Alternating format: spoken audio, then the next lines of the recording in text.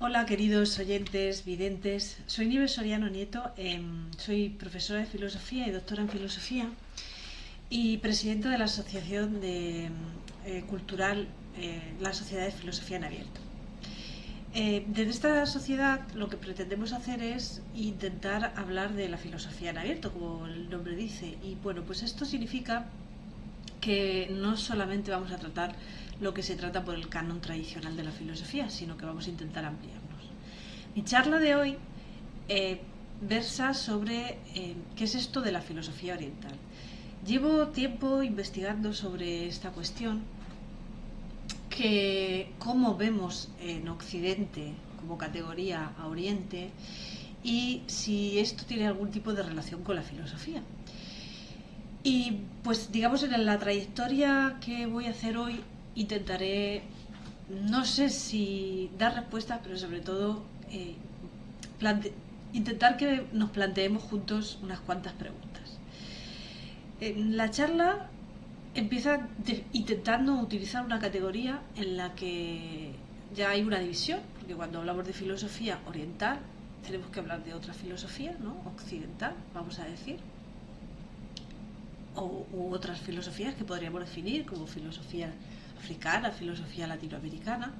Es decir, situamos geográficamente la filosofía, pero no solo la situamos geográficamente, sino la reflexión que quiero llegar hoy aquí con todos ustedes es que realmente no solo es una situación geográfica, sino que también detrás de todo esto hay una configuración de unas categorías de conocimiento que arrastran tras de sí una ideología. Mi investigación con respecto a este tema comenzó hace 20 años, cuando comencé la tesis doctoral sobre viajeros románticos a Oriente. En concreto estudié los casos de Delacroix, Flaubert y Nerval, un pintor y dos literatos. Bueno, desde el punto de vista de la estética intenté estudiar esta cuestión, cómo veíamos desde Occidente a Oriente en una determinada época, en el siglo XIX, el romanticismo precisamente, y en Francia, cómo se veía al otro a la hora de viajar. Veréis, yo hoy quería plantear aquí que, empezando por esta diapositiva que les presento, es una diapositiva en la que hay una imagen. Y hay una imagen que yo fabriqué con la IA. A través de Canva, la IA, una de las IAs que permite generar imágenes, le puse, ponme una imagen que no sea real, o sea, quiero decir que no sea una imagen de una fotografía, un dibujo de un filósofo chino. Y le puse los colores para que pegaran un poco con la presentación. Y esto es la imagen que me sacó. Vemos ahí, es importante analizar las imágenes, porque las imágenes, lo visual representa también todo lo que hay detrás, el discurso ideológico, igual que el propio lenguaje, ¿no?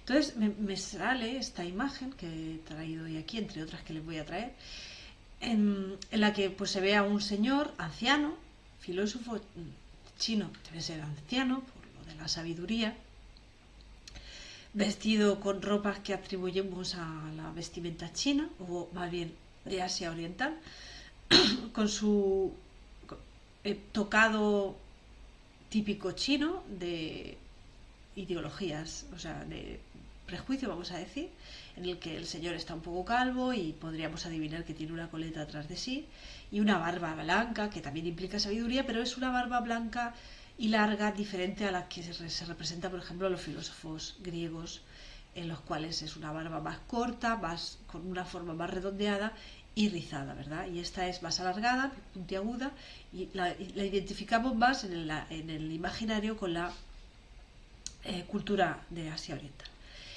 Una situación de silencio, de recogimiento interior, una pluma importante, porque claro, se asocia mucho la cultura de Asia Oriental a la escritura en ideogramas, y la escritura de ideogramas a la escritura con tinta china se llama. Y bueno, pues ya empezando por aquí, podemos ver que la IA nos ha creado una imagen en base a también unos prejuicios que nosotros, claro, con los humanos que hemos programado la IA, le hemos dado. Y vamos a ir reflexionando hoy sobre estos prejuicios. Bueno, básicamente el contenido que yo quería tratar aquí es, para reflexionar juntos, es si realmente eh, la IA, o sea, la filosofía oriental existe, pues eso lo he puesto entre interrogantes. Y luego, una vez que intentemos preguntarnos esto, vamos a intentar ver qué idiosincrasias se han dicho que tiene la filosofía árabe, la filosofía china, la japonesa, y por último vamos a hacer una especie de intento eh, de sistematización para comprender desde nuestros parámetros la filosofía de la India. Aquí le presento otra imagen que puse yo también a través de la IA, y esta vez le puse búscame a un filósofo árabe. Y fijaos cómo ya el rictus es muy diferente, el señor tiene un rictus duro, peleón, diríamos guerrero, tiene ese sombrero, bueno, ese tocado, digámoslo así, ya que parece más de un rey, ¿no? De un gobernante.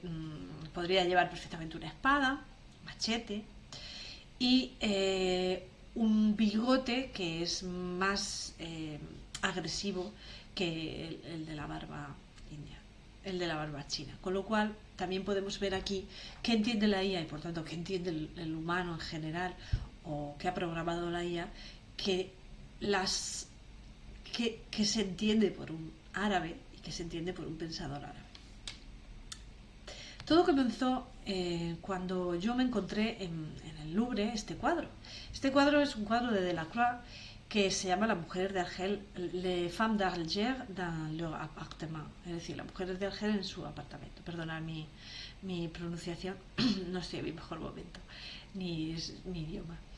Entonces, aquí, cuando yo vi este cuadro, que cuando estaba estudiando la tesis, bueno, pues me di cuenta de que efectivamente aquí lo que pretendía representar Delacroix en esta imagen es el interior de un harén en el que había unas señoras que, bueno, pues ya todos más o menos sabemos lo que es un harén, un lugar donde vamos a decir, un hombre de la casa tiene a sus mujeres encerradas, les da muy buena vida, parece ser, según el prejuicio o el concepto establecido.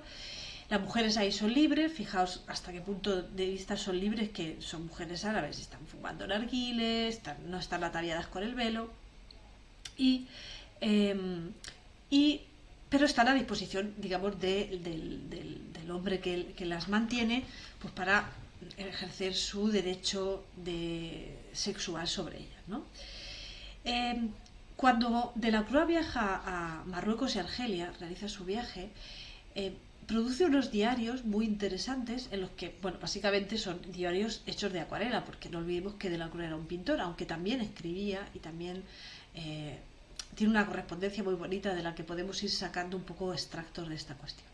Cuando él regresa de su viaje a Marruecos y Argelia, publica en París un artículo en el periódico en el que narra cómo él había entrado a uno de los harenes, que estaría representado por estas mujeres de Argel, y habría visto a las mujeres de un harén en su apartamento, en su interior. Porque claro, aquí se marca mucho el interior y el exterior. La cultura musulmana tiene muy marcada esa, entre lo privado y lo público, o lo tiene marcado de una manera diferente a nosotros. Entonces, para los viajeros del 19 que buscaban el exotismo en Oriente, esa visión que tenían los musulmanes del interior y del exterior, y que en el interior la mujer pues puede ser ella misma, en el exterior tiene que ir tapada, pues para ellos suponía como casi un reto a superar, el intentar que alguien les dejara entrar al interior del apartamento, o sea, o al interior de un harén. Este hecho se lo inventó Delacroix, este hecho está demostrado históricamente que no sucedió, de hecho él lo niega posteriormente en la correspondencia, lo que pasa es que fue póstumo cuando se supo, y efectivamente si nosotros vamos mirando la evolución de los cuadernos de acuarelas que ha ido pintando a lo largo de su viaje, vamos viendo que la composición de las mujeres de Argel no es más que un conjunto de composiciones sacadas de aquí y de allá de diferentes mujeres que había ido pintando a lo largo del viaje, de mujeres judías, porque a las mujeres judías sí se dejaban ver, en el sentido de que iban ataviadas con trajes parecidos a estos, en los que vemos en estas mujeres de Argel, y, y sí que se dejaban pintar, se dejaban ver. Con lo cual, es lo que hace es una composición de mezcla de todas sus experiencias y, evidentemente, de su fantasía. Pero curiosamente aquí también, aparte de toda esta historia que les he narrado, es interesante ver cómo también aquí, o sea, lo primero que es interesante ver es la visión que tiene un occidental, vamos a llamar, que viaja a Argel o a Marruecos, a la cultura musulmana, una cultura muy diferente en esa época, y cómo exotiza la experiencia del otro de tal manera que la convierte en algo que se la apropia. Y no olvidemos que en el siglo XIX pues no existían los medios de comunicación de masa, no existía por supuesto internet, con lo cual pues lo que un viajero trajera era muy importante para el resto de la sociedad, porque iba a ser leído o iba a ser visto, y a partir de ahí se iban a sacar esos prejuicios o conceptos establecidos, y era mucho más fácil establecer esos prejuicios en el siglo XIX, en el siglo XVIII, que hoy día, que evidentemente cualquier persona puede coger un vuelo, viajar y corroborar si efectivamente las cosas son como se las cuentan o no. Pero lo curioso, y segundo dato curioso de este cuadro, es que aquí también vemos una doble jerarquía o una doble exotización. Jerarquía, y ahora hablaré por qué jerarquía.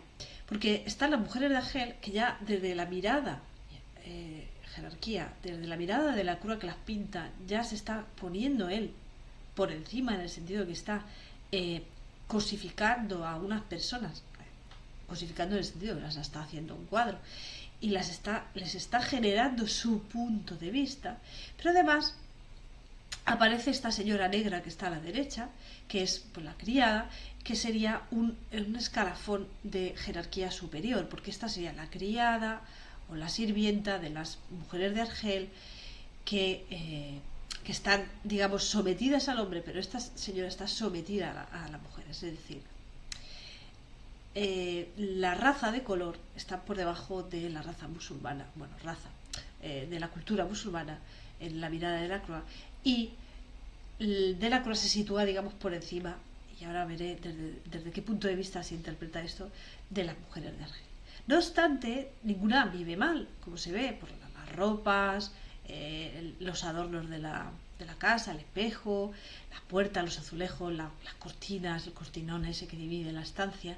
Ni siquiera vive mal la sirvienta, porque no se aprecia muy bien, quizás al estar la imagen pequeña, pero en su dedo lleva un anillo, y en su oreja lleva un pendiente brillante. Es decir, podríamos pensar que sería una joya tipo diamante o algo rico. Y además lleva una pulsera en el brazo, con lo cual no se vive tan mal siendo esclavo. Tampoco pasa nada, quiero decir. Es el mensaje que se está transmitiendo en el fondo. Bueno, cuando yo me encontré este cuadro, empecé a plantearme todas estas cuestiones que ya habían sido, o yo ya había leído en el libro de orientalismo de Edward Said. Básicamente este libro dice, por resumir muchísimo, les invito a leerlo encarecidamente porque es un clásico dentro del pensamiento filosófico actual y del que poco se ha hablado. Quiero decir, se ha hablado mucho, pero se habla poco desde la filosofía, se trata más bien desde otros ámbitos, pero es pensamiento filosófico porque plantea o se cuestiona una realidad y le da un punto de vista diferente. Bueno, básicamente lo que dice Said es que Oriente y Occidente son dos etiquetas, ¿no? Y que la pluralidad, como está escrito ahí, la pluralidad humana se reduce a dos abstracciones colectivas finales. Bien, es cierto que el ser humano necesitamos las categorías, los conceptos para poder conocer, pero ciertamente se pierde lo particular o la individualidad en este proceso, y efectivamente se hacen unas categorías que entran en oposición. dice Said. Entonces, lo occidental se define o se identifica o adquiere su identidad en oposición a lo oriental, en un momento determinado de la historia y del que ahora vamos a ver. Este libro tan interesante se me mezcló con el descubrimiento de este otro libro, del Peter Park, Africa, Asia and the History of Philosophy. Este libro no está traducido al castellano de momento, sería muy interesante traducirlo, pero para los que leéis inglés os recomiendo encarecidamente que lo leáis. Racismo, la formación del canon filosófico entre 1780 y 1830. Lo que defiende Peter Park, y la pregunta que me llevó a mí a mezclar los dos libros, es, bueno, a fin de cuentas, ¿no habrá también orientalismo en la filosofía? Es decir, ¿no estaremos definiendo nosotros la identidad filosófica como propia de Occidente, contando una y otra vez el nacimiento de la filosofía como el paso del mito al logos, como así fue aparentemente en la filosofía occidental? ¿Y no estará ese mito, esa leyenda, esa narración que hacemos, no estará cargada también de un racismo, como él llama, o orientalismo desde el punto de vista de Said? Es decir, ¿no estaremos atribuyendo la filosofía, el pensamiento filosófico, solo al pensamiento occidental, dejando de fuera otros pensamientos de manera equívoca? ¿Por qué la historia de la filosofía se empeña, o se ha empeñado el canon filosófico en dejar de lado como filosofía a la filosofía al pensamiento que sucedió en China, al pensamiento que sucedió en Japón, al pensamiento que ha sucedido en la India? Ha aceptado, digamos, de alguna manera el pensamiento que ha surgido en el mundo árabe durante un determinado momento de la historia, igual que ha aceptado que existe el pensamiento de la filosofía latinoamericana en un determinado periodo, pero siempre curiosamente relacionadas con la aceptación, relacionadas con lo que definimos como filosofía desde el punto de vista occidental.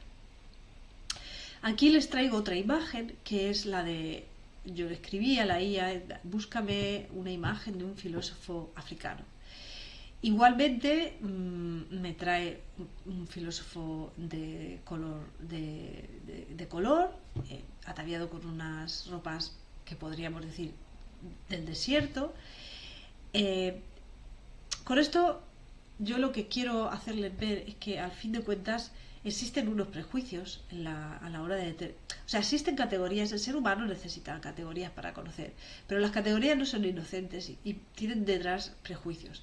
Y en ocasiones, yo como filósofa, me preocupa el que usemos esas categorías también dentro de la filosofía para definir lo que es y no es filosofía, cuando nos estamos dejando fuera muchas cosas que podrían serlo.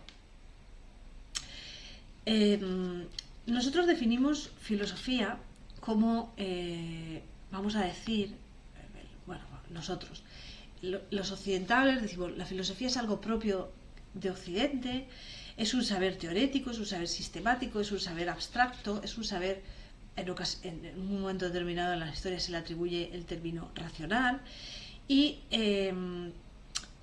a fin de cuentas este concepto no es algo más que, dice Pierre Hadot, algo heredado de la sistematización que realizó la escolástica. Porque el pensamiento filosófico, recordemos a lo que llamamos presocrático, ni ellos sabían que eran presocráticos, se ha sistematizado posteriormente, se ha hecho el nombre posterior, se ha clasificado posteriormente.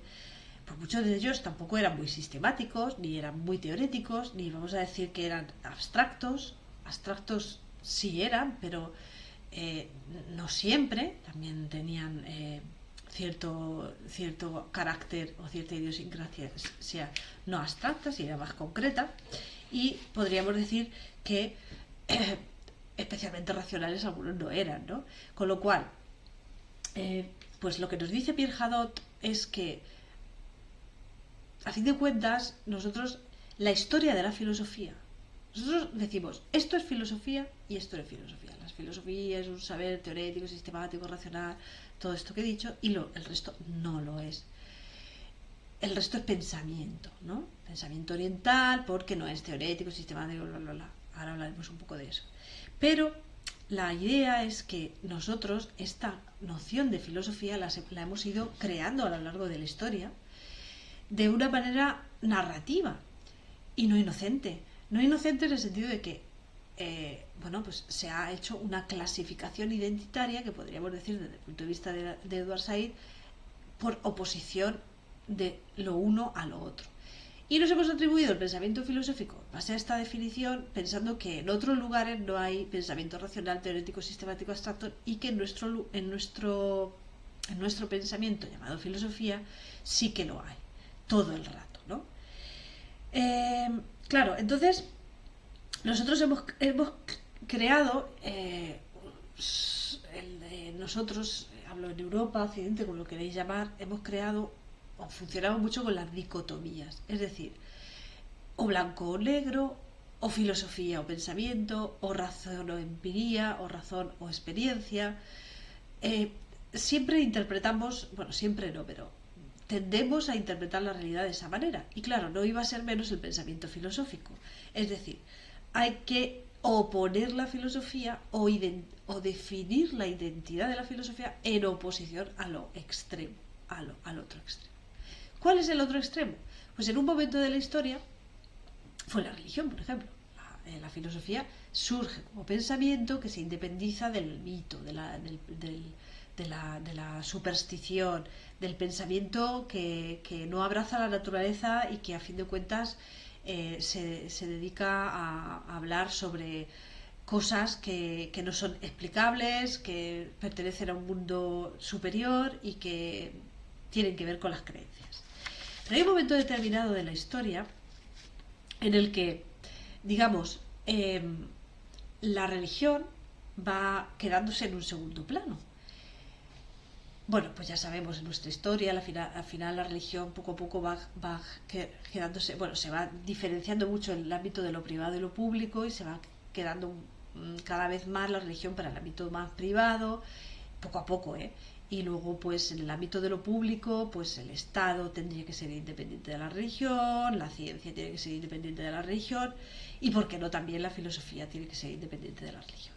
Entonces, si no hay un opuesto, la religión no tiene suficiente peso esto lo dice Peter Park en la historia, como para ser el opuesto que defina el pensamiento filosófico, hay un momento que esto se une con la idiosincrasia particular que tiene la historia, en la que la historia europea o la historia occidental, en la que hay un momento determinado en la historia en que se hacen muchos intercambios con otros continentes, vamos a decir, con intercambios culturales, intercambios, bueno, sobre todo empezaron con intercambios comerciales, pero también intercambios culturales, intercambios de pensamiento.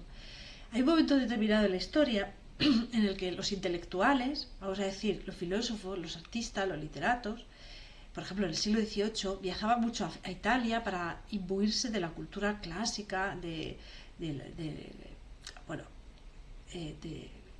la Roma clásica, ¿no? Para saber cómo era eso y poder pintar, escribir según eso.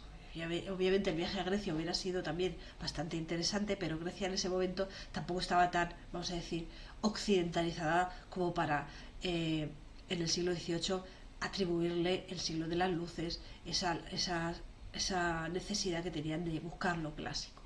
Pero en el siglo XIX, curiosamente, cuando, digamos, en Europa fracasa la Revolución Francesa, las ideas de la Revolución Francesa fracasan en el sentido de que se vuelve a imponer el oscurantismo, vamos a narrarlo como se narra habitualmente, y entonces los pensadores, artistas, literatos, filósofos vuelven de nuevo hacia el movimiento del romanticismo, vuelven de nuevo hacia adentro y buscan la inspiración subjetiva y toda esta cuestión, pues se pone muy de moda el viaje a Oriente en la cultura europea. El viaje a Oriente porque lo que llamamos Oriente, sobre todo en ese momento, era el Oriente, vamos a decir, el Oriente árabe o árabo-musulmán.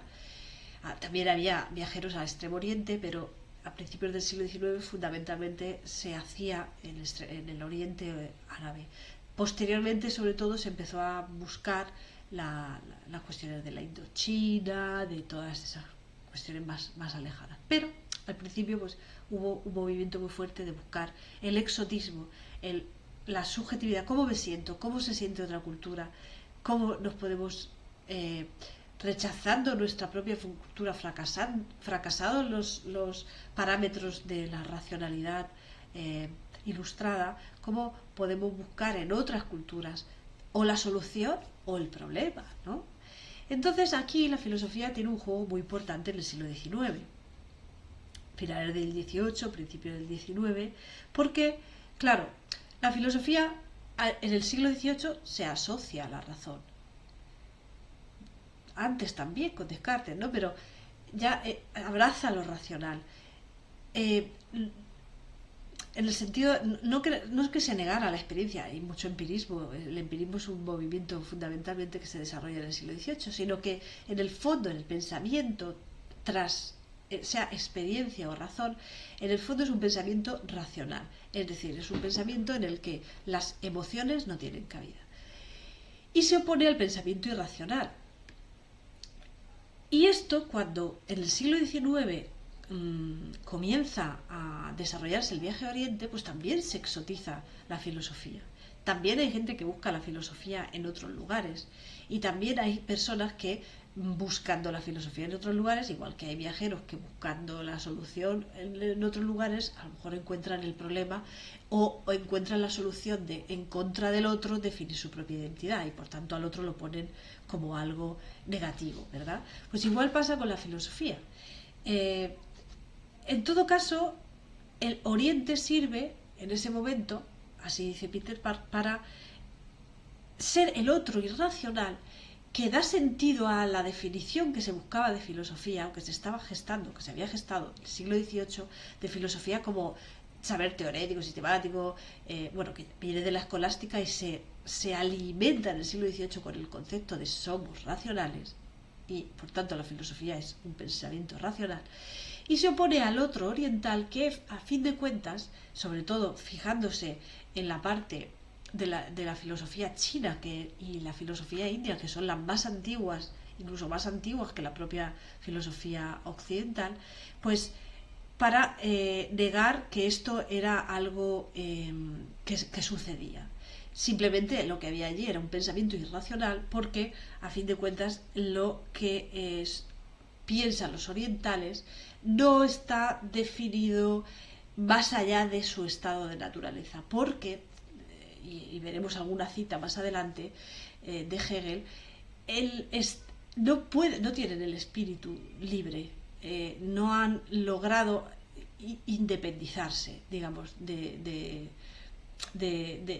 la naturaleza, del estado de naturaleza, se ven un todo con la naturaleza y por tanto no han logrado abrazar el camino pues, de lo racional, del espíritu, como queramos llamar. Digamos que Bruno Latour, en un libro que se llama Nunca fuimos modernos, habla de la mitología. Hemos creado una mitología de la historia de la filosofía. Es que es una mitología, porque es una leyenda, es un cuento que nos contamos y con este cuento lo transmitimos. Y yo soy enseñante de filosofía y soy la primera que me planteo cómo empezar a dejar de transmitir este relato y ampliarlo, abrirlo. Siempre y cuando respetando el currículum de la enseñanza, evidentemente, porque a fin de cuentas yo tengo que acabar enseñando lo que el currículum me pide, pero intentando dar una visión más amplia de la filosofía. Bueno, si nosotros vamos a intentar recorrer ahora un poco la historia, porque vamos a llamar en Occidente o en Europa, no siempre, no todo el mundo ha abrazado el discurso que yo acabo de decir aquí, es decir, no todo el mundo ha abrazado el discurso de el filósofo es el racionalista, el racional, teorético, sistemático, y el pensador de otro estilo que no sea filósofo es el que habla de la naturaleza, del ser un todo con la naturaleza, no se ha independizado del estado natural, no diferencia al humano el pensamiento humano de otro tipo de pensamientos. Y por tanto, es eso. No todos los europeos pensaban así. ni concebían esto así. Y no solo hablo de filósofos, sino también de... a mí me gusta siempre usar las imágenes porque son muy representativas y congelan un poco el imaginario de cada lugar. Entonces voy a presentar una serie de obras de arte que han sucedido sobre todo a lo largo de los siglos XVI y XVII de diferentes ámbitos, es decir, los que pensaban según el prejuicio y los que, o según lo común, según el canon, vamos a decir, y los que pensaban o los que traslucían una imagen alternativa. Bueno, en esta imagen se ve, bueno, es de Piero Beato, está en el Museo del Prado, no tenemos, los que vivimos aquí en España no tenemos que ir muy lejos para verlo, del siglo XVII, perdón. Se representa, se llama Los dos filósofos. Estos dos filósofos, como vemos, están en una mesa y para mí es muy significativo el plano que se diferencia entre lo que hay debajo de la mesa y lo que hay encima de la mesa. Lo que hay debajo de la mesa es un auténtico desastre, es un caos de libros, sí, un caos de papeles, sí, pero un caos. Nadie en su sano juicio, viendo eso, entendería que puede sacar conocimiento alguno de ahí si no lo ordena primero. Pero sin embargo, lo que sucede de la mesa hacia arriba es que hay dos señores mayores que están con un compás, estamos hablando del siglo XVII, claro, la matemática era gran modelo para todo y para la filosofía. A la derecha está también una especie de instrumento astronómico, es decir, con la medición señala uno de ellos incluso aquí, con la precisión, el otro está midiendo y el otro está señalando con precisión. Aquí está el pensamiento filosófico. Este es el pensamiento filosófico. Coger el caos que está abajo y ordenarlo, clasificarlo, teoretizarlo, sistematizarlo. Y eso pues lo pueden hacer dos hombres que son ya mayores, ¿verdad? Su barba, su edad, sus canas. Curiosamente nunca este tipo de representaciones de la filosofía que abrazan más el canon nunca se sitúan en exteriores, se sitúan en interiores y un poco, bueno, algunos oscuros con puntos de luz y otros más iluminados, ¿no? Depende del, ahora veremos alguna obra de arte, depende del estilo que abrace. Por tanto, donde está el foco de luz es en los libros de abajo, para, desde mi punto de vista, señalar el caos, en el libro de arriba y las manos de los señores y en el rostro del que lleva el compás para señalar cómo se está fijando para ordenar y clasificar el mundo, porque eso es la filosofía y esa es la tarea de la filosofía, teoretizar y sistematizar. Y también está el punto de luz en el elemento que hay a la izquierda, que es el niño, que está leyendo unos papeles como inocente y parece que tiene cara de, bueno, de no enterarse muy bien de qué va la película, pero está aprendiendo, ¿no? Está aprendiendo lo que cuando sea mayor podrá hacer, que será entender y ordenar el mundo. Siguiendo esta línea, pero en un ámbito, o sea, en un estilo muy diferente, tenemos los cuatro filósofos de Rubens, que están en el Museo Platin-Moretus de Bélgica, desde también del siglo XVII. Rubens ha querido, bueno, Rubens es más luminoso, ha querido darle luz, porque a fin de cuentas los ha vestido de humanistas. Tienen los cuatro filósofos, que en el fondo representan a cuatro hermanos, tienen como inspiración a la derecha arriba, con bastante luz y bastante claridad, la figura de Séneca, una escultura de Séneca, que no deja de ser un estoico, y que, al cual han puesto honores, porque el pintor le ha puesto unas flores, es decir, como una especie de tulipanes. Y el resto de los personajes, o los personajes, están todos ataviados tipo humanista, con este cuello que podríamos... No olvidemos que Rubens viajó a España y podría ser Juan Luis Vives, por ejemplo, cualquiera de ellos al que se hubiera inspirado, porque está hecho en esa época, que pudo coincidir con él. Y están discutiendo en un interior también, en este caso el interior está iluminado, están debatiendo como de manera racional, pausada, sobre alguna cuestión probablemente inspirada en el estoicismo de Séneca. Y si miramos al fondo por la ventana vemos un poco el exterior salvaje, no sabemos si es humo, nubes, un exterior no tan ordenado como el interior, en el que ellos están debatiendo sobre una mesa con su libro, la pluma, el humanismo, la racionalidad, el hombre o el ser humano frente a la naturaleza, el hombre, ser humano, que domina la naturaleza y la comprende, la teoretiza, perdón, con su pensamiento racionalista. Si pasamos a otra imagen, estamos hablando del filósofo en meditación de Rembrandt, que está en el Museo del Louvre en París, del siglo XVII. Esta imagen ha dado lugar a interpretaciones un tanto controvertidas.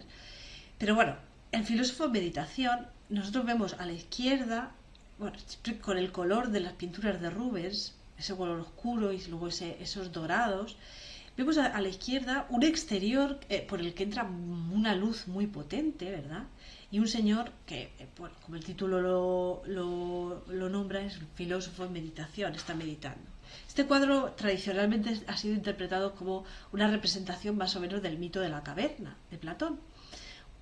Luz que entra, a la derecha la señora, la mujer del filósofo, puede ser, que está a la sombra de esa luz, con una especie de hoguera, no se ve bien, pero así es. Vería reflejado todo lo que venga de la ventana. La escalera, que sería como lo narra Platón en el mito de la caverna, esa escalera para salir al exterior, donde hay una serie en el mito de la caverna hablo de personas cargadas con cosas que, bueno, se reflejarían. En este caso sería como la salida al exterior. Y el filósofo que, a fin de cuentas, está ahí, ve la luz, está meditando, sabe la verdad. Esta es la interpretación clásica que se ha dado según el mito de la caverna. Bueno, no deja de ser de nuevo una interpretación de un filósofo que está en un interior, que no está en la naturaleza y que está recogido en sí mismo, que la tarea filosófica parece que sea abstraerse del exterior. Por eso los filósofos a veces somos un poco despistados, quizás, y nos metemos dentro. Y esto, bromas aparte, esto es una broma. Y pues está abstraído en su interior, independientemente de lo que pase fuera, porque está pensando con su cerebro, con su racionalidad. Está sistematizando el mundo. Pero el mundo tampoco está muy presente en él, porque necesita el interior para recogerse. Sin embargo, a lo largo de la historia de la pintura, nosotros también tenemos otras formas de ver la filosofía, que no abrazan tanto el canon. Por ejemplo, tenemos el Giorgione, de la escuela veneciana, lo conocemos, está en el Museo de Historia del Arte de Viena, del siglo XVI, pintó lo que se llama Los Tres Filósofos. Este cuadro es un poco un juego dialéctico con los cuadros que han representado las tres edades a lo largo de la historia de la pintura. Curiosamente, en este cuadro se ve tres filósofos en la naturaleza. Estamos ya fuera, en el exterior. El más a la izquierda, el más joven, el que está sentado, si os fijáis, tiene un compás, una escuadra, está midiendo, está mirando el mundo y está midiendo. Sería más el observador del exterior. El segundo está ya más girado, ya no está tan sorprendido por la naturaleza, ya no le está observando todo, ya no lo está midiendo y tiene cierta sabiduría en el sentido de que ya se le ve en la mano cómo se coge el cinturón de su túnica y con cierta seguridad de conocer lo que le rodea. Este filósofo, curiosamente, lo pone Giorgione ataviado con lo que podríamos decir serían unas ropas, unas vestimentas propias de un oriental. No sabemos bien de qué país, podría ser Turquía, podría ser un país musulmán, pero un oriental. Y el que está más a la derecha, que es el anciano, el que tiene la barba, el que tiene el libro que custodia casi con recelo para que no se lo quiten, este es el sabio, ¿no? El que sabe ya todo, lo tiene escrito, lo tiene sistematizado y lo tiene dentro. Entonces, aquí en el Giorgione, desde mi punto de vista, se ve ya, primero se ve una mezcla se ve una mezcla de el filósofo que mira al mundo y el filósofo que ya lo sabe todo. Y se ve una mezcla de las dos culturas, una fusión, porque a lo largo de la historia, no nos engañemos, el pensamiento ha ido de aquí a allá, a lo largo del planeta. Tanto a Oriente, con lo que estamos hablando ahora, como a América, todos los lugares donde ha viajado el ser humano, ha viajado su forma de pensar y ha entrado en diálogo con otras formas de pensar. Y entonces también hay filósofos que se dan cuenta de esta. También hay artistas que se dan cuenta de esta cuestión y que incluyen, digamos, en este caso, la filosofía oriental en sus parámetros. Fijaos en este diálogo de dos imágenes tan interesante que se ve. La de la derecha es el filósofo, se dice que es Averroes, están las estancias vaticanas pintadas por Rafael, la escuela de Atenas, y Rafael, en pleno siglo XVI, pinta en la escuela de Atenas a un filósofo oriental, árabe, Averroes, que ha sido bastante aceptado como filósofo y bastante respetado dentro de lo que sería la filosofía occidental, porque se dice que fue el que introdujo el aristotelismo en Europa y todo esto, que bueno, no deja de ser también una historia que contamos, pero bueno, está ataviado con sus ropajes orientales o árabes, vamos a decir, y está presente en la escuela de Atenas porque fue muy importante el intercambio en Europa entre la época en la que los árabes entraron por la península ibérica y estuvieron instalados, pues el pensamiento filosófico árabe fue, bueno, y científico fue muy importante en esa época. Y a la izquierda está Sócrates representado en un manuscrito que se llama manuscrito Sugrat, que es Sukrat significa Sócrates, escrito por perdonar la pronunciación, Al-Mubashir Infatik en el siglo XIII, en el que se representa curiosamente a Sócrates, que era un filósofo griego, no lo olvidemos, ataviado con ropajes orientales. Es decir, la fusión entre los dos mundos, digámoslo así, o la no diferenciación entre mundos, es algo natural, es algo que ha sucedido a lo largo de la historia del pensamiento. De hecho, lo natural es que no existan las fronteras y eso es el ser humano quien las va poniendo, ¿no? Para definir su propia identidad. Si seguimos, tenemos otro cuadro muy interesante en el que de Jean-Baptiste de Champagne, que es Alejandro el Grande haciendo traer animales extranjeros a Aristóteles. Está en el Salón Mercure de Versalles y es del siglo XVII. Aquí es interesante porque Alejandro Magno, o Alejandro el Grande, fue un gobernador que amplió el imperio, ¿no? Y que se fue a las fronteras, digamos, de lo que sería Europa en aquella época, llegando a lo que sería Oriente, vamos a decir. Entonces, él, a su maestro, que fue Aristóteles, que fue un filósofo que sistematizó bastante para la edad griega la historia de la filosofía, le trae animales extranjeros, como un cocodrilo en este caso, porque, claro, no los conocería su maestro, y su maestro, pues no olvidemos que Aristóteles, una de las obras más importantes que escribió fue la física, y que era un clasificador era un biólogo, digámoslo así, y entonces pues le interesaría conocer al cocodrilo para saber cómo es, cómo tenemos que clasificarlo y entenderlo y comprenderlo. Es decir, ya en la época griega, Alejandro Magno o Alejandro el Grande, digamos, fusionó, o se veía en esa época que había un intercambio muy potente de ideas, de animales, de arte entre Oriente y Occidente, porque tampoco existía esa clasificación que hoy día manejamos. Todos conocemos la relación que Platón tenía con Egipto, porque hay documentos, hay escritos sobre ello. Todos conocemos quizá el imperio maurya de Chandragupta, que mezclaba, que estaba en las fronteras entre el imperio griego y la India, y mezclaba las ideas indias de la filosofía india con la filosofía griega, en fin.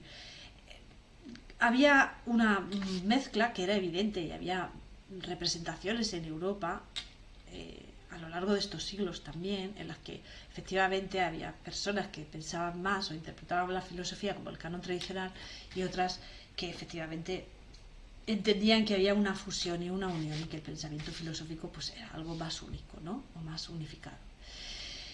Si nosotros entendemos la filosofía como la Grecia, como la entendíamos como la Grecia, como la entendíamos anteriormente, algo sistemático, teorético, clasificado, pues habría filosofías orientales que tendríamos que meterlas y habría filósofos orientales que tendríamos que meter, por ejemplo Confucio, y está representado en este manuscrito con sus estudiantes escolares en un modo bastante sistemático de enseñarles. Además es una persona que sistematizó bastante el pensamiento, quiero decir, ¿podríamos incluir a Confucio dentro de esta definición de filosofía? ¿Tendríamos acaso que quitarnos de filósofos a los cínicos porque no eran sistemáticos, teoréticos, no racionalizaban el pensamiento? ¿Tendríamos acaso que quitarnos también, no sé, bueno, vamos a decir, en la época de Alejandro, pues la mayor parte de las corrientes no estaban muy teoretizadas, digámoslo así. ¿Los epicúreos también serían algo que tendríamos que quitarnos de en medio? No lo sé, es una pregunta que nos tendríamos que hacer. ¿Tendríamos que meter el pensamiento de los sistemas de lógica ñaña de la India? Porque están sistematizados, son teoréticos, cumplirían el patrón. Con esto lo que quiero intentar es que nos preguntemos si realmente podemos llamar filosofía solo a lo que sucede en Occidente y si tenemos que seguir hablando de filosofía oriental o filosofía X o filosofía Y por oposición a la nuestra, o más bien pensamiento oriental, porque claro, quien abraza que la filosofía es solo occidental llamaría pensamiento oriental. ¿No es acaso el pensamiento filosófico algo más generalizado, que se presenta en el ser humano y que sí podríamos definirlo como teorético, sistemático, racional, pero eso no contribuye o eso no está atribuido solamente a una parte geográfica ni a una época histórica en concreto, sino que es mucho más amplio. No sé cómo explicarlo. Bien. Si nosotros vamos a intentar entender que la filosofía no es occidental, ni es oriental, ni es no sé qué, ni es no sé cuántas, sino que es filosofía, sí que podemos intentar entender que en ciertos en ciertos lugares o en ciertos periodos de ciertos lugares hay cosas comunes. Y bueno, pues a fin de cuentas nosotros intentamos clasificar y entender el mundo y explicarlo. Y voy a hablar un poco por encima de qué se ha dicho que son las idiosincrasias de estas filosofías. Igual que nosotros ya hablamos de la nuestra, pues podemos hablar de otras. Bien, la filosofía árabe curiosamente ha sido bastante aceptada por Occidente, vamos a decir, por Europa, en su periodo clásico, es decir, en el periodo en el que coincidió la Edad Media europea y que los árabes se expandieron a lo largo con el Imperio Meya, llegaron aquí a la península y bueno, pues ellos tenían un pensamiento en una época que en Europa era más complejo desarrollar pensamiento más allá de la divinidad, pues ellos empezaron a desarrollar las ciencias y bla bla bla. Bueno, esa época fue bastante, quiero decir, nadie dudaría de poner a Averroes como filósofo, a Avicena, por ejemplo. Sin embargo, ¿qué es la filosofía árabe? Nosotros cuando nos dicen los filósofos árabes fueron Averroes, Avicena, sobre todo estos dos, ¿verdad? Vale, pero ¿qué es la filosofía árabe? Porque aquí la pregunta que nos hacemos es, ¿la filosofía árabe hoy día, por ejemplo, es independiente del pensamiento, de la reflexión sobre el Islam, por ejemplo, porque hay mucho pensamiento en los países árabes en torno al Islam. De hecho, la mayor parte de las personas que conocemos en Occidente que son eh, árabes, filósofos, más bien filósofas, son mujeres que reflexionan sobre la cuestión del velo, la cuestión de la mujer, bueno, por ejemplo, Nawal al-Sadawi. Eh, Luego, sobre la filosofía china, por ir recortando, es que son pinceladas que os quiero dar porque ya se está haciendo un poco tarde y un poco está la charla un poco demasiado extensa. Es curioso el dato este porque a lo largo de la historia hubo dos momentos, bueno, en el siglo XX, en el que se intentó sistematizar la filosofía china. Se le dio la tarea a Hu Xi en 1919 escribir un libro sobre la historia de la filosofía china, porque claro, los chinos pues querían un poco también poner en valor su pensamiento, ¿no? Y entonces pues claro, evidentemente después de los comentarios que había hecho Hegel sobre que sobre todo fijándose en la cultura china, que los chinos no tenían filosofía, tenían pensamiento, porque básicamente no se habían emancipado del todo y por tanto no podían desarrollar el espíritu, pues claro, dijeron, bueno, vamos a intentar esquematizar esto a la occidental. Y entonces hizo un libro que se llama Esquema de la historia de la filosofía china. No está traducido, desafortunadamente, pero bueno. Y tampoco yo no lo he leído en chino, yo lo he leído por fuentes secundarias.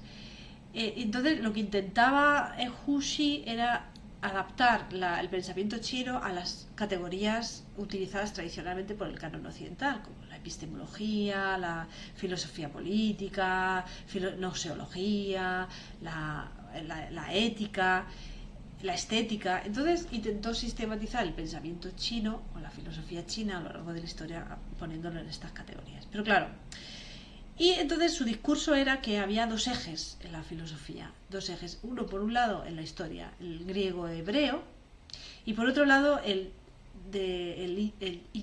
hindú y el de China. Que dentro del griego hebreo triunfó, dice Gushi, el griego, y es el que ha sido el que ha dado la inspiración a lo largo de la historia de la filosofía en esa parte del mundo, y en esta parte del mundo fue el pensamiento chino, decía Gushi, el que desarrolló o fue ejemplo del resto de pensamientos. Bueno, posteriormente en 1948 un señor llamado Feng Youlan escribió un libro que se llama Breve Historia de la Filosofía China, este está en inglés, y aquí dijo, bueno, es que realmente tampoco podemos adaptar nuestro pensamiento filosófico a las categorías de otro lugar, porque a fin de cuentas esto ha sucedido en un momento, sobre todo el pensamiento chino, que fue en un momento el pensamiento filosófico chino fue en un momento muy determinado de la historia, en la época de los reinos combatientes y todas estas cuestiones que conocemos. Claro, es un contexto muy diferente del pensamiento occidental, con lo cual no se puede decir que pensemos filosóficamente de la misma manera. Es más, dice Benjulan que en el pensamiento filosófico europeo se manejan lo que se llaman conceptos por postulación, que es todo esto que os he dicho, lo de la dicotomía, el pensamiento clasificatorio, el pensamiento identitario por contra del otro, y en la filosofía china dice que se basa en los conceptos por intuición, es decir, no hay distinción.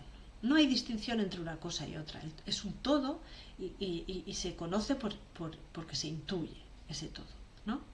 Eso es lo que él dice sobre la propia filosofía china presentada ahí. Luego tenemos el caso de la filosofía japonesa, que fijaos, la IA me ha producido también, le he puesto un filósofo japonés y me ha puesto un señor ataviado de samurái. La verdad es que yo no sé si una persona con esa armadura, con lo pesada que es, podrá ponerse a pensar, pero bueno, es curioso, ¿no? Como los prejuicios de la IA también. La filosofía japonesa, bueno, la filosofía japonesa tiene una idiosincrasia muy particular, y es que, claro, Japón no tuvo escritura hasta bien entrada en su historia, con lo cual, y la escritura que tenía fue basada, o sea, cogida de la escritura china. De hecho, la mayor parte de la escritura japonesa se basa en los ideogramas chinos, pronunciados de manera diferente, pero no dejan de ser el mismo significado. Y claro, pues empezó tarde el recorrido por la filosofía. Pero lo empezó potente porque la filosofía japonesa, eh, bueno, si podemos hablar de momentos de su historia de la filosofía importante, pues tiene que ver todo tiene una idiosincrasia muy particular, que es la religión sintoísta y todo lo que de ello deriva, ¿no? Y lo que de ello deriva es lo que Thomas Kasulis, que es el gran estudioso europeo de la filosofía japonesa, de hecho tiene su historia de la filosofía japonesa a través de los textos y a través de su sistematización, ¿no? Es lo que él llama la teoría de la implicación, es decir, que en la filosofía japonesa sintoísta, digamos, de corte sintoísta o su propia idiosincrasia, se basa en que hay una relación interna siempre entre... O sea, no hay distinción entre el sujeto y el otro. Es decir, hay una, por ejemplo, en el conocimiento, hay una relación interna entre el sujeto que conoce y el objeto conocido. De tal manera que no se pueden distinguir. No puede conocer el sujeto sin el objeto conocido, y viceversa, no puede existir el objeto conocido sin el sujeto que le conoce. O por ejemplo, cuando hablamos del lenguaje, ¿no? No hay hay una unión entre las palabras y las cosas, vamos a decir. No hay una distinción entre el concepto o la palabra y la cosa que representa, sino que van unidos. Y también en la ética no hay una distinción entre el yo y el otro. Es decir, lo que yo hago revierte en el mundo y el mundo en mí. O sea, es como una teoría de la implicación o de la coimplicación. Y por último, yo quería hacer una especie de resumen para entender la filosofía de la India, que también es interesante ver cómo representa la IA a un filósofo indio. Por cierto, la IA también es sexista, vamos a decir, porque yo en estas ocasiones le puse una filósofa india y me hacía hombres, es decir, entendía que la A que yo había puesto me había equivocado, hasta que le ponía no, que sea una mujer, entonces sí que ya te produce una mujer. Y esto lo de la mujer lo he usado también para hacer en nuestras redes sociales. Podéis ver algunas frases que hemos cogido de algunas filósofas que están creadas las imágenes con la IA, pero hay que decirle que sea una mujer, porque si no, no lo entiende. Si pones filósofa con A, cree que dices filósofo. Es interesante esta cuestión.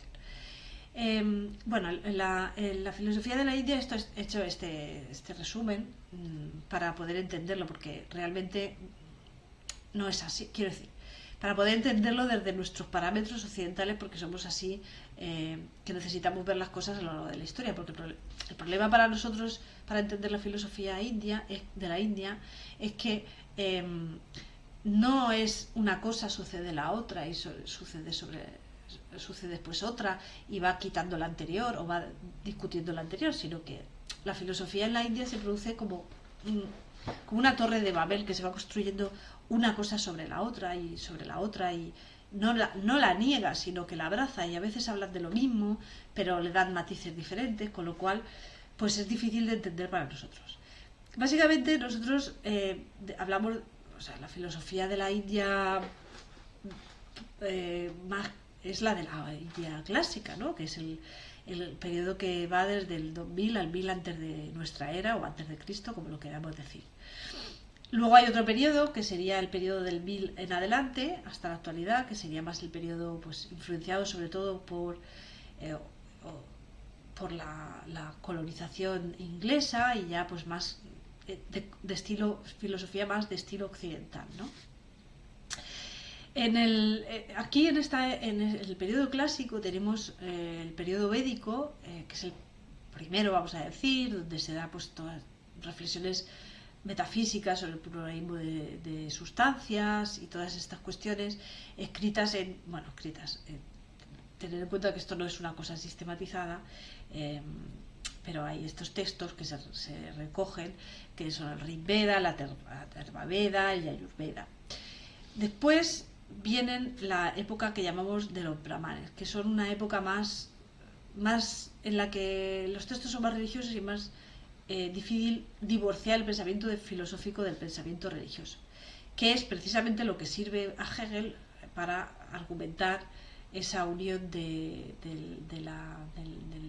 pensamiento oriental con el todo, con la magia, ¿no? Posteriormente viene el pensamiento de los Upanishad, que bueno, pues la filosofía se convierte como en algo que se transmite del maestro al alumno, algo muy secreto, y se desarrollan conceptos como la noción del karma. Y posteriormente se abre un poco con la llegada del budismo y del jainismo, deja de ser algo secreto y ya la filosofía, pues aparte digo que ya con el budismo se introducen nociones fundamentales como la de dharma, es decir, una sustancia que es un elemento único, ¿no? Que es inanimada. Y el jainismo, pues, que distingue entre las almas inanimadas, todo tiene alma, algunas no tienen alma animada y otras almas espirituales. Y luego es la filosofía de los sistemas, que llamamos en la India. Los sistemas van asociados por parejas. Lo que pasa es que yo aquí los he puesto para que lo entendamos más, por orden cronológico, pero se suele asociar el sistema ñaña, que es el sistema de lógica, con el sistema Vaisheshika, que es el sistema atomista, porque básicamente tratan sobre cuestiones que tienen que ver con la lógica y con la física, vamos a decir, con la naturaleza. Y luego se asocia el sistema Samkhya y el yoga, porque el yoga es el desarrollo del sistema Samkhya llevado a la parte física y psíquica, o sea, al ejercicio de lo físico y lo psíquico, en este cultivo del espíritu por el dualismo espíritu-materia, aunque es un pluralismo porque existen varios espíritus. Y luego están los sistemas que van asociados también, que es el Mimamsa y el Vedanta. Digamos que el Mimamsa es, como para que lo entendamos, un sistema escolástico de interpretación de los Vedas. Los dos vuelven al primer periodo de la filosofía india clásica, y el Vedanta pues interpreta pues a los Upanishad, que es el final de los Vedas, porque los Upanishad también rescatan, vuelven a leer a los Vedas, e introducen la noción del Brahman, o el todo absoluto, lo único existente o lo real. Bueno, con esto ya creo que he cumplido el objetivo de hacernos la pregunta de si existe la filosofía oriental como tal. Creo que deberíamos intentar preguntarnos qué es la filosofía, por qué cerramos la filosofía a otros lugares que no sean Europa, o vamos a llamar Occidente, y por qué seguimos viviendo de este discurso heredado de la escolástica y alimentado especialmente en el siglo XIX por Hegel, de que el pensamiento oriental no es filosofía sino pensamiento. ¿Podríamos acaso abrir la filosofía? ¿Podría existir prejuicios en la filosofía a la hora de definir qué es la filosofía? ¿Estaríamos tal vez cerrándonos al pensamiento filosófico que se produce en otros lugares? ¿Quiere esto decir que tenga que hundir todo mi pensamiento filosófico y replanteármelo? Bueno, pues estas son preguntas que les dejo abiertas. He intentado responder. Mi respuesta es que no se debería cerrar la noción, cerrar la definición de filosofía solamente a un territorio. Sí que es cierto que existen momentos históricos y territorios en concreto que presentan ciertas idiosincrasias particulares en el pensamiento filosófico, como he querido demostrar al final, sobre todo con la cuestión de la filosofía china o la filosofía japonesa, pero eso no implica que tengamos que dividir el mundo en dos, apropiarnos de la noción de filosofía que considero que es un pensamiento inherente al humano, pertenezca a la cultura que pertenezca, apropiárnosla en Europa, apropiárnosla en Occidente y rechazar o digamos minusvalorar el resto de pensamiento como no categorizado dentro del pensamiento filosófico. Pues nada, por si ustedes quieren seguirnos, nosotros estamos en las redes, somos la Sociedad de Filosofía en Abierto, estamos publicando libros sobre con materiales didácticos, incluso para los que seáis profesores para el aula. Intentamos hacer actividades de formación a través de las redes, a través de YouTube, colaborando con entidades como centros de recursos de profesorado y otras instituciones para, pues poco a poco ir llevando esta filosofía en abierto e intentar, que el canon tradicional se abra. No significa esto que tenga que anularse, digamos, la filosofía que ya entendemos, olvidarla, sino abrirla a otro pensamiento. Muchísimas gracias. Un saludo.